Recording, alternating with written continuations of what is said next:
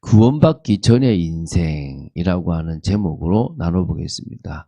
2장 2절에 그때에라고 나옵니다. 바로 구원받기 전의 그 상태에 우리는 어땠는가를 이렇게 좀 잘 표현했다라고 보시면 되겠고요. 자, 오늘 보게 될 성경, 이번 주간에 우리가 암송해야 될 성경 구절인데요. 먼저 지지난주의 성경 구절 요한복음 10장 10절 말씀입니다. 도둑이 오는 것은 도둑질하고 멸망하고 도둑질하고 죽이고 멸망하는 것이요. 내가 온 것은 양으로 생명을 얻게 하고 더 풍성히 얻게 하려는 것이라. 요한복음 10장 10절 말씀. 또 에베소서 2장 1절 말씀. 그는 허물과 죄로 죽었던 너희를 살리셨도다. 에베소서 2장 1절 말씀. 요렇게 지금 두 개가 되어졌고요. 이제 에베소서 2장 2절 말씀입니다. 그때에 너희는 그 가운데서 행하여 이 세상 풍조를 따르고 공중의 권세 잡은 자를 따랐으니 곧 지금 불순종의 아들들 가운데서 역사하는 영이라. 에베소서 2장 2절. 그때에 허물과 죄로 죽었던 그때에 우리들도요 그 가운데서 행했대요. 그래서 이 세상 풍속을 따랐고요. 공중의 권세 잡은 자를 따라가는 종로로 타는 인생, 곧 지금 불순종의 아들들 가운데서 역사하는 사단의 영, 귀신의 영, 바로 이들에게 잡혀서 살아갔던 인생이라고 보시면 되겠죠. 자, 먼저 구원받기 전의 인생을 보기 전에 구원이 뭐냐? 이것을 보고 이 구원을 받기 전과 구원을 받고 난 이유를 좀 생각해 볼 필요가 있겠죠. 구원이란 죄와 사망, 하나님의 진노로부터 건짐을 받아 하나님과 화목하게 되고 영원한 생명을 얻는 것을 말합니다. 그래서 이 성경에서 구원은 단순히 지옥에 가지 않는다라고 하는 개념이 아니라 하나님이 잃어버린 인간을 회복하시고 하나님의 자녀로 삼으시는 전인적인 은혜가 이 구원이라고 보시면 됩니다. 그래서 은혜라고 하는 것은 구원이라고 하는 것은 죄에서 구원을 받습니다. 그리고 우리는 죄 때문에 멸망받게 되어 있습니다. 모든 사람이 죄를 범하였음에 하나님의 영광이 이르지 못한다고 우리가 로마서 3장 23절에 말씀했죠. 그래서 예수 그리스도께서 십자가에서 죄값을 대신 담당하심으로 죄사함을 얻게 되었습니다. 그 아들 안에서 우리가 속량 곧 죄사함을 얻었다라고 골로새서 1장 14절에 나옵니다. 두 번째, 구원이라 것은 하나님의 진노에서 구원받는 겁니다. 죄의 결과로 하나님의 심판이 임합니다. 근데 예수님께서 우리 대신 저주를 받으심으로 더 이상 하나님의 진노에서 우리가 고통받을 필요 없이 거기서 건짐을 받았습니다. 로마서 5장 9절에 우리가 그의 피로 말미암아 의롭다 하심을 받았으니 더욱 그로 말미암아 진노하심에서 구원을 받을 것이라. 우리 진노에서 구원을 받는다는 겁니다. 세 번째, 사망에서 생명으로의 구원입니다. 구원은 영적인 죽음 상태에서 생명으로 옮겨지는 겁니다. 요한복음 5장 24절, 내가 진실로 너에게 이르노니 내 말을 듣고 또 나 보내신 이를 믿는 자는 영생을 얻었고 심판에 이르지 아니하나니 사망에서 생명으로 옮겼느니라. 우리는 사망에서 생명으로 옮겨졌다라는 것입니다. 네 번째는요, 사단의 권세에서 구원입니다. 우리는 이 사탄, 마귀 같은 단어죠. 여기에 묶여 살아가는 운명사주팔자입니다. 그래서 골로새서 1장 13절에 그가 우리를 흑암의 권세에서 건져내서 그의 사랑의 아들의 나라로 옮기셨다라고 얘기합니다. 그래서 우리는 사단의 권세에서 해방되어졌죠. 또 하나님 나라로의 구원입니다. 이 개인의 복이 아니라 하나님 나라의 백성이 되는 겁니다. 디모데후서 1장 9절에는요. 그가 우리를 구원하사 거룩하신 부르심으로 부르심은 구원에서 거룩하신 부르심, 하나님 나라로 불렀다는 겁니다. 그래서 결국은 하나님의 형상을 완전히 회복하는 겁니다. 로마서 8장 29절에 하나님의 아들의 형상을 본받게 하기 위하여 그리스도의 그 형상을 본받게 하기 위하여 우리를 구원했다는 겁니다. 그래서 우리가 갈수록 그리스도를 닮아가고 변화되어지는 축복들이 있는 거죠. 자, 그런 의미에서 구원이라고 하는 이 의미들을 우리가 우리 것으로 만들어 누린다는 것은 되게 중요하겠죠. 자, 그러면 구원받기 전의 인생, 그때의 너희는 이러잖아요. 그래서 근본 문제에 빠진 인생이라는 거죠. 그때 우리는 창세기 3장에 있는 것처럼 하나님을 떠났어요.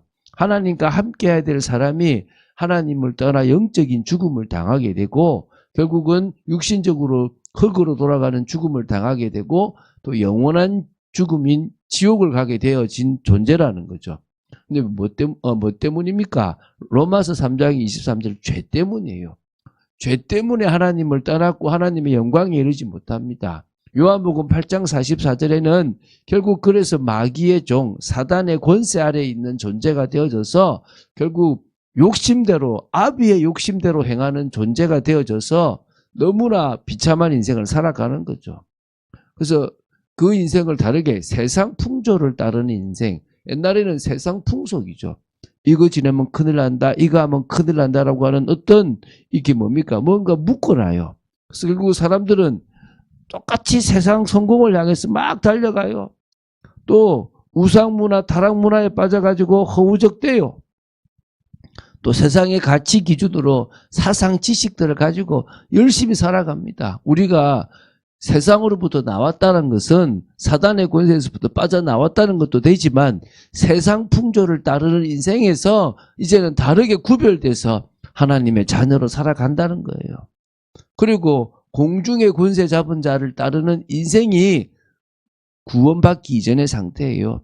결국은 이 공중의 권세 잡은 자, 불순종의 아들들 가운데 역사하는 영을 따라가는 거예요. 그게 사단의 권세 아래 있죠. 사도행전 13장 48절 마귀에게 눌린 자라고 그래요. 결국은 공중의 권세 잡은 자가 마귀인데 그 존재가 귀신이 흑암의 권세가 계속 누굴 누릅니까? 하나님의 자녀뿐만 아니라 불신자들 다 눌러왔다는 거예요. 우리는 이제 거기서 하나님 자녀가 된다면 해방되는 거죠. 운명 사주팔자에서 절대 못 벗어나는 거죠. 거기 딱 묶여서 딱 살아가는 겁니다. 그리고 계속 우상 숭배하니까 하나님의 진노인데요.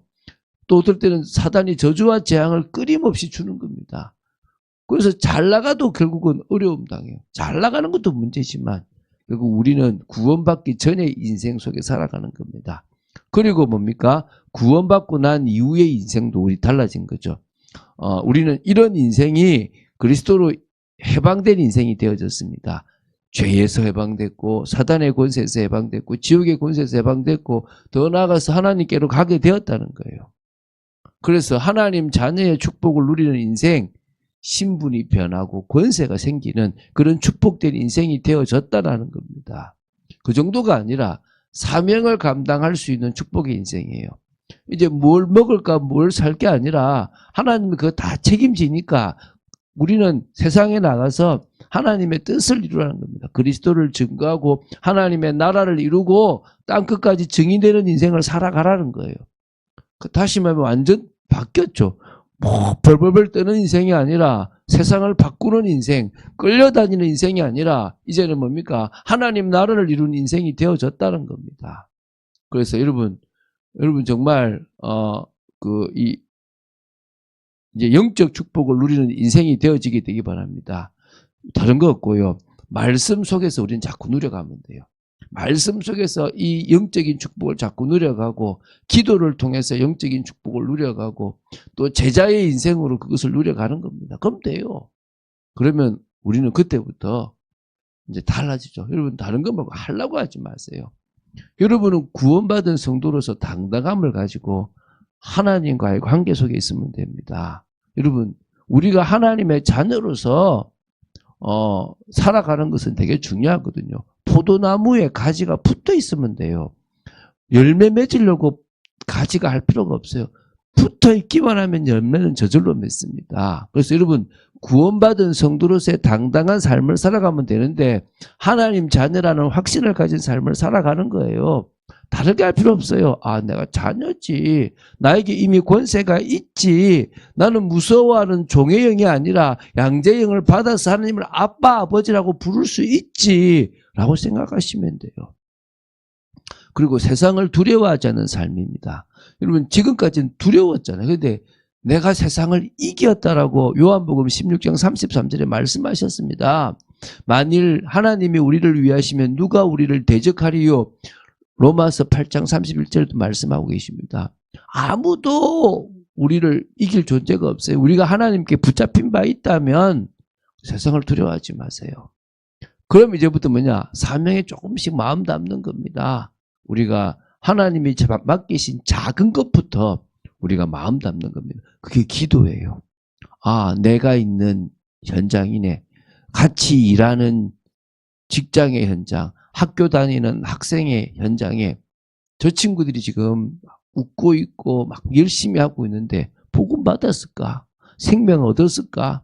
하나님, 내가 있는 이 현장에 사람들이 예수님을 제대로 믿고 변화되기 원합니다. 저는 그거 하나만 오늘 앞에 기도합니다. 하나님, 저에게 하나님 자녀로서의 확신과 여기 이 현장을 두려워하지 않는 마음을 허락하여 주시고 나는 이곳에서 승리할 거라는 확신을 가지게 하여 주시옵소서. 그러면요, 다른 인생을 살아갈 수 있습니다. 자, 구원받기 전의 인생을 우리가 보는데 왜 자꾸 구원받고 난 이후의 인생으로 갈 수밖에 없느냐? 구원받기 전의 인생, 뭐 개구리가 올챙이적 인생이죠.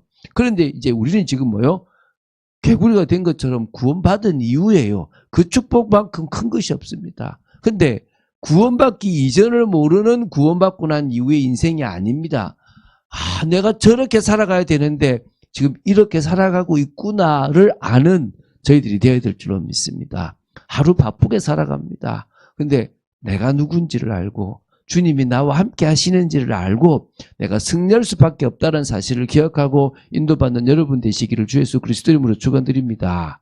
자, 우리 에베소서 2장 2절 말씀 우리 또 암송하겠습니다. 그때 너희는 그 가운데서 행하여 이 세상 풍조를 따르고 공중의 권세 잡은 자를 따랐으니 곧 지금 불순종의 아들들 가운데서 역사하는 영이라. 에베소서 2장 2절 말씀.